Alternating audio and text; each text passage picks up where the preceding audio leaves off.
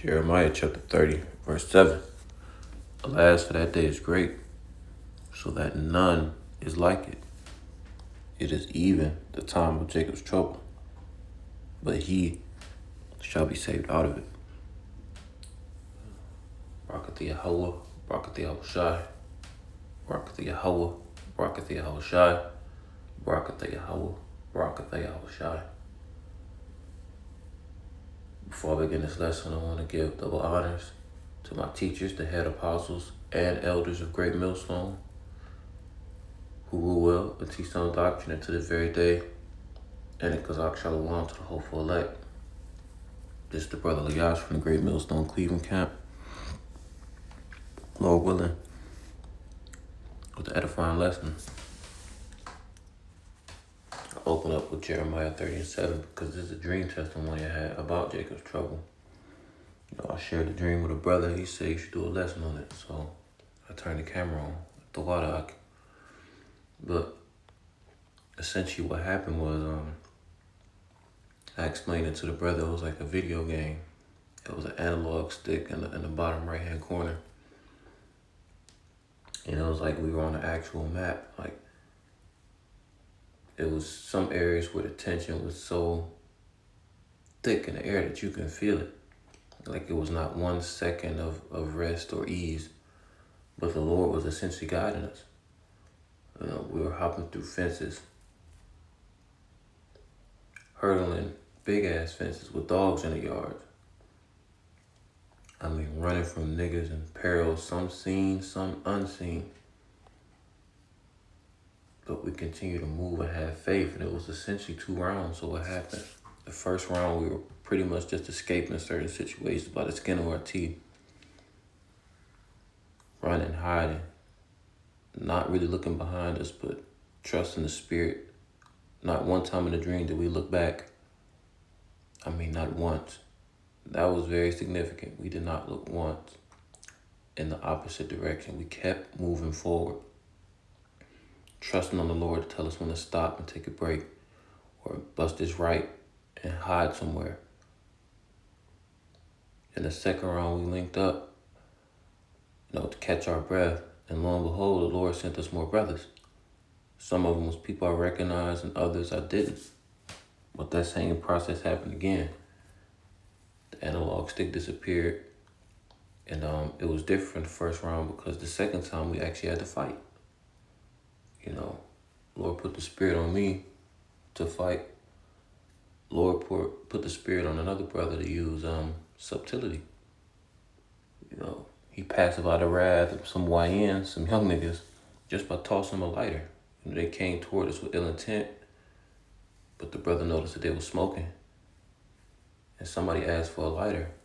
And as we was going over there, the brother was tossing the lighter was like, here, y'all got it. And he said, you gonna throw it at me? And then he was like, no, fuck it. We just kept walking. But saying all that to say, it was not a moment where we could just, cool, we don't gotta deal with nothing. It was constantly peril after peril after peril after peril. But not once did the Lord let any of our enemies or the people who came up against us lay a hand on us. And I was grateful for that.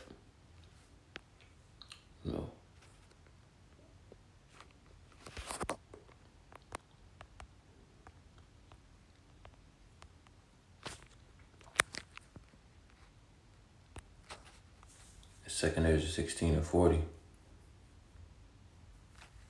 It says, "O my people, hear my word. Make you ready to the battle. And in those evils, be even as pilgrims upon the earth." So what's significant about a pilgrim? They're constantly on the move. And us as Hebrews, we're naturally nomadic people. That's what Hebrew means. It means pass or to pass through.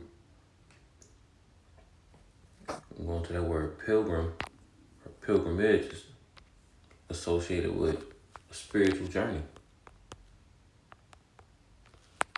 A person traveling to a holy place. Yet this is the straight gate. And we're headed to the kingdom of heaven. It says, as a penance or to discharge some vow or religious obligation or seeking some miracle or spiritual benefit.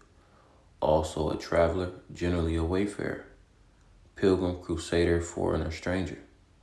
So that definition being manifold, a lot of those aspects apply because sometimes we was just chilling, not necessarily chilling, but we were just walking and traveling, trying to get out of situations, and then the Lord put the spirit on us to turn up and fight. Saying all that to say, the Lord is our rock, our shield and butler.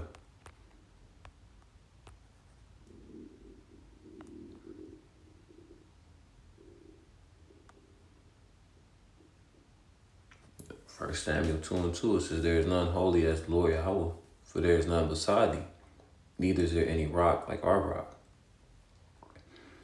1 Samuel 22:2, 2 Samuel 22:2, and he said, the Lord Yahweh is my rock and my fortress and my deliverer. That same sentiment reiterated in the Psalms. Psalms 18:2, the Lord is my rock and my fortress and my deliverer, my power, my strength, in whom I will trust.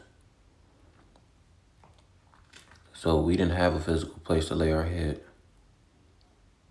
Despite all the dangers that was going on, we still had the mindset that Yahweh shall deliver us. My buckler, that's a shield, and the horn of my salvation, and my high tower. Horns represent power.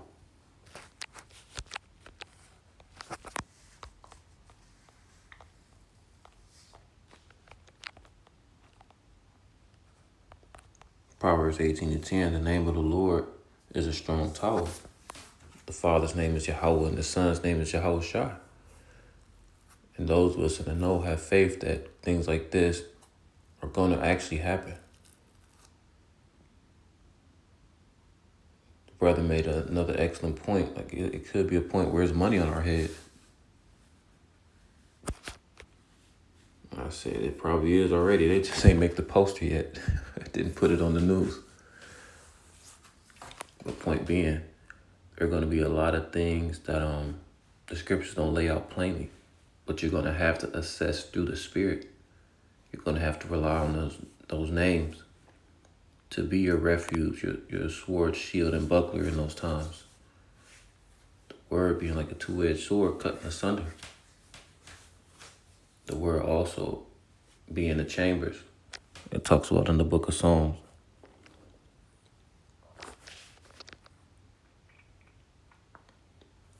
Proverbs 18:10 again, it says, the name of the Lord is a strong tower. The righteous run into it and is safe. This is one of the precepts I thought about as we endure each different hardship.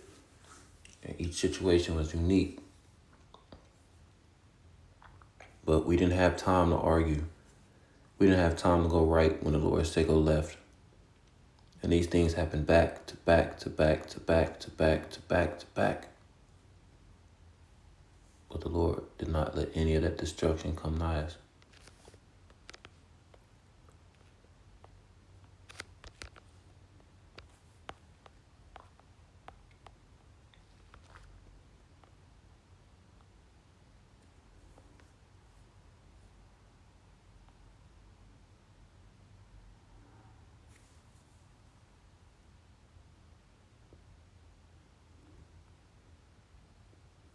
This is Psalms 91:7. It says, 1,000 shall fall at thy side, and 10,000 at thy right hand, but it shall not come nigh thee.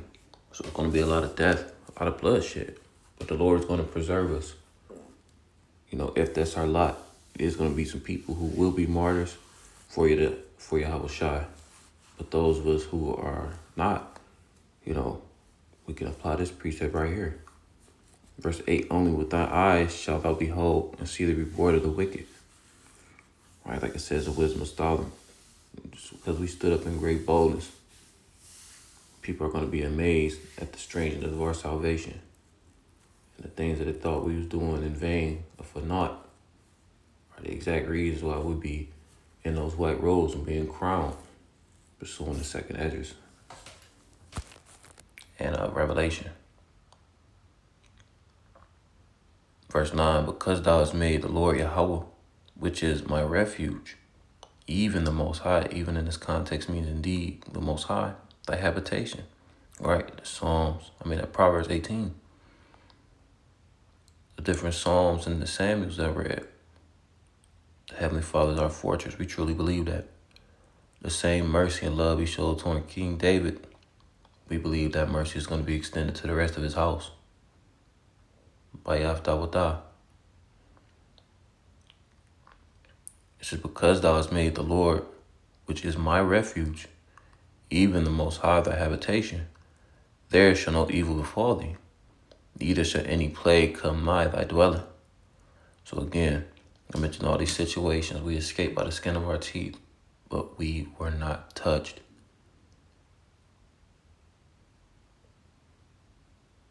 Verse 11, for he shall give his angels charge over thee, to keep thee in all thy ways. They shall bear thee up in their hands, lest thou dash thy foot against a stone. So point being, Yahweh Shem Yahushai had us in his hands, and he said with his own mouth that none shall pluck out of his hands. So we're not going to be swayed by wayward doctrines. We're not going to cleave to other idols or trust in man in times of trouble.